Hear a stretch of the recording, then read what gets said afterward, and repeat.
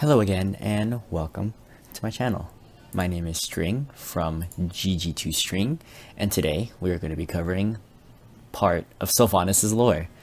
Sylvanas is one of my favorite characters in all of video game history, and while Blizzard may be doing her wrong at this point in time, I still do love her as a character and I would like to share her story with you. I'm very excited to make this video, which will start before she is undead, progressing through her battle against the Undead Scourge and the Lich King's champion Arthas Menethil, and going on to see the defeat of the Burning Legion as captors of the Scourge until she herself breaks free from the control of the Lich King and becomes the leader of a new army of undead warriors that is known as the Forsaken herself. However, there is a decent amount of lore and story that goes into that short spiel I just gave, so let us get right into this video. So, Sylvanas Windrunner's story begins as a young High Elven girl born to the Windrunner family.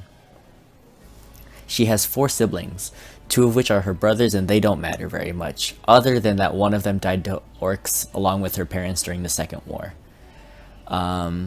She also has 2 sisters in Alleria Windrunner and Verisa Windrunner. Alleria, her elder sister, fought in the Second War alongside the Alliance. At some point during the Second War, Quel'Thalas, the home of the High Elves, was being mysteriously burned, prompting Sylvanas and some other elven rangers to investigate. They found both of Sylvanas' sisters, Alleria and Verisa, being chased by some trolls, whom they defeated. It is here that Alleria informs Sylvanas of the invasion of Quel'Thalas by the Orcish horde, and that it was them who ordered the burning of Quel'Thalas. However, the Alliance and the Elves managed to push the orcs out of Quel'Thalas. Also during this war sometime, Alleria goes on an expedition with the Alliance, only to go missing. After the conclusion of the Second War, the High Elves had actually withdrawn from the Alliance, leaving Sylvanas as Ranger General of Silvermoon, meaning the highest commander of all of the High Elven military forces, as the last line of defense, main line of defense even, first line, last line, all of the lines, against any threats to Quel'Thalas. Even though these threats were very few and far between, Sylvanas and her rangers stayed vigilant, as she and they knew that horror could come at a moment's notice. And horror indeed did come knocking at the doors of Quel'Thalas, as the first Death Knight, Arthas Menethil, and his undead scourge came to Quel'Thalas to use the powers of the Sunwell to resurrect the Lich King, or the Lich Kel'Thuzad, not the Lich King. Despite the best efforts of Sylvanas and her Ranger Corps, Arthas' army of undead kept pushing them further and further into the homeland of the High Elves. He breached the first Outer Elf Gate, which prompted Sylvanas to fall back to the Inner Elf Gate and destroy the bridge, leaving Arthas to have to find the Key of 3 Moons if he wants to proceed. However, Arthas does this, building the Key of 3 Moons, managing to breach the Inner Elf Gate, leaving nothing but Sylvanas and the Ranger Corps to oppose the unending army of Restless Dead, leaving Sylvanas and the Ranger Corps to stop the army of dead from reaching Silvermoon and the Sunwell. It is in her attempts to warn Silvermoon of the impending Death Knight and his scourge that she falls in battle to Arthas, becoming the first ever Banshee, which would later earn her the title of Banshee Queen. Now that she was undead, she was a slave to the Lich King, and now serves as a warrior against her own people, fighting for the undead to claim the energies of the Sunwell and resurrect the Lich King Kel'Thuzad. Kel'Thuzad, I keep saying Lich King. The Lich's name is Kel'Thuzad, the Lich King's name is Ner'zhul, in case I make that mistake again. After his resurrection, she and Kel'Thuzad become Arthas' primary generals and remain in Lordaeron with under the watch of the 3 Dreadlord brothers Varamothras, Deathrok, and Balnazar, while Arthas, as well as the main Scourge army, as well as the Burning Legion, fighting under Archimonde, go to fight the Battle of Mount Hyjal, where they are defeated by a combination of the forces of humans, orcs, and night elves. It is during this campaign that Sylvanas uses her Banshee powers to repossess her original body, causing her to look like what she looks like today, an undead elf, instead of a ghostly Banshee. Soon, after Archimonde's defeat at the Battle of Mount Hyjal, to some wisps, Arthas returns to Lordaeron, informing the Dreadlords that the Burning Legion was defeated by the Orcs, Humans, and Night Elves, and that he would be taking control of the Scourge from them. Shortly after this, after the Dreadlords ran out of control, and Arthas is in control of the Scourge, he wants to purge Lordaeron of all living beings to provide tribute to Ner'zhul the Lich King.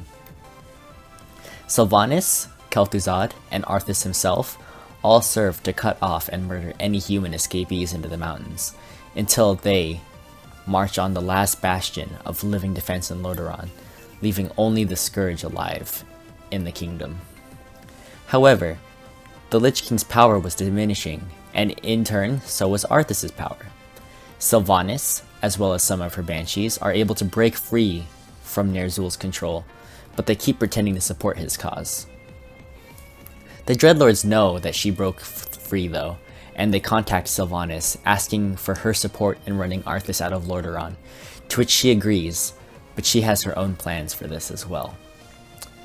When the Dreadlords ambush Arthas in the capital of Lordaeron, but their plan after the Dreadlords' plan to ambush Arthas in Lordaeron's capital fails, and he escapes because the Dreadlords suck, he takes a break with his forces in the forest, where Sylvanas' Banshees stop feigning their allegiance to him and kill his bodyguards. Sylvanas then creeps out from the forest and shoots Arthas with a paralyzing arrow, and then claims that she will not give him an easy second death, and that she will make him suffer for all the pain that she went through. However, her plans are then foiled by Kel'Thuzad and his necromancers coming to the aid of Arthas. She then realizes, now free from the Lich King's control, that she can never be an elf again, and her nature-based elven magic must then be used into a magic that is becoming all too familiar to her in necromancy, causing her to become the first ever Dark Ranger, and giving birth to other Dark Rangers in her Banshees. As Arthas leaves for Northrend to serve the Lich King, and Kel'Thuzad being forced into hiding, Sylvanas, now free, along with Banshees and other undead forces, gets an invite by the Dreadlords to join them as new rulers of the Plaguelands.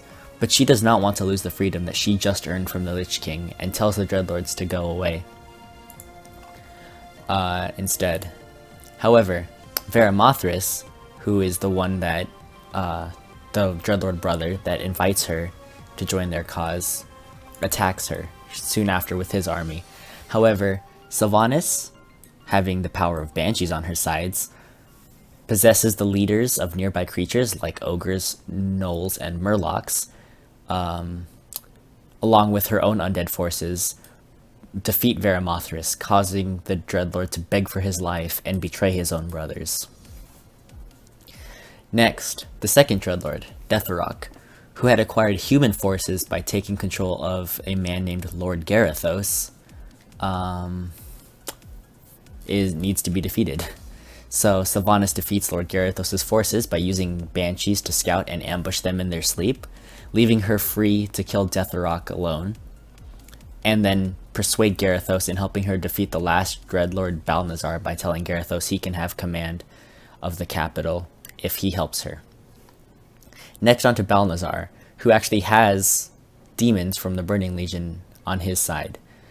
However, despite his demons, he still loses to the combination of Garithos' human forces and Sylvanas' undead forces, causing Sylvanas to ask Veramothras to prove his loyalty by killing his brother, as well as Lord Garithos, which Veramothras does.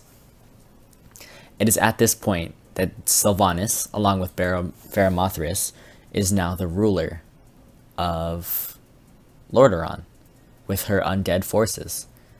It is now that she dubs these forces the Forsaken, causing her to become Banshee Queen of the Forsaken. So that about does it for today. Next Friday, we will be doing part 2 to this video, where we cover the parts of Sylvanas' story that take place after she is ruler of the Forsaken, continuing from where we ended today, going all the way up through the lore until Battle for Azeroth, not including Battle for Azeroth. This lore segment, by the way, everything I talked about today, except for like the very beginning, meaning the second war parts, are all discoverable in Warcraft 3. Great game, by the way, not sponsored. So yeah, anyways, I hope you guys enjoyed, and if you did, a like and a subscribe would be very much appreciated. Please be sure to leave comments letting me know if I forgot anything, if I made any mistakes, or if there's anything else you guys would like me to make. For now, this has been Sylvanas' lore video part 1. I am String from my channel at GG2String. Thank you so much for watching, and peace.